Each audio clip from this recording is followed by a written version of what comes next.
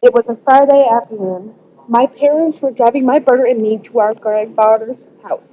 My brother and I just loved hanging out every Friday with him. We would get to stay up late and eat animal crackers. But something out of the ordinary happened on this particular night. The car reached a complete stop at the entrance to my grandfather's garage.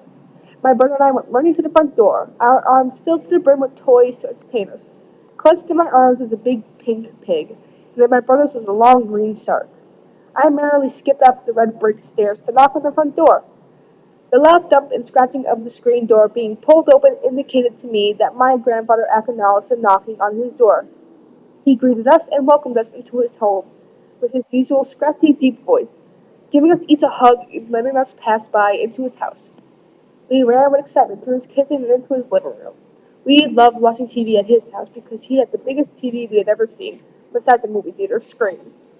We bounced around on the couch as my parents followed my grandfather into the kitchen.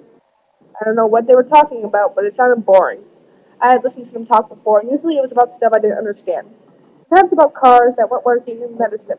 So we continued to bounce on the couch until our parents raised their voices to get our attention, told us to be respectful and not argue with one another.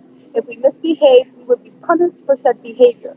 However, this didn't concern my brother and I because we were usually well behaved, other than the occasional argument every now and then.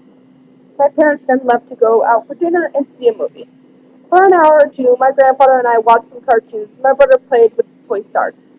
I was cuddled up with my toy pig in the comfortable reclining chair when I heard a rumble from my tummy. Before I could even respond to my hunger, my brother came running up to me. He asked would it be okay if we played with my toy for a bit. I said sure, but only if I could play with the shark. So we sat together on the floor, throwing our toys up in the air. Eventually, my grandfather woke up from his nap and started making his way to the kitchen. While standing in front of the refrigerator door, he asked if we wanted a snack. I immediately lost focus on the toy shark to instead grab a snack. As my grandmother was about to hand me a bowl to put animal crackers in, we both heard a loud crack and a soft thump. We stood dazed and confused in response to what we just saw. Both of us were wearing the same shocked expression as if we couldn't believe what our eyes just witnessed. The ceiling fan was what caused the ruckus in the living room. My little brother's hands were still frozen in position when he threw the toy pig in the air. That pig was thrown up with so much force that it caused the ceiling fan blade to break off.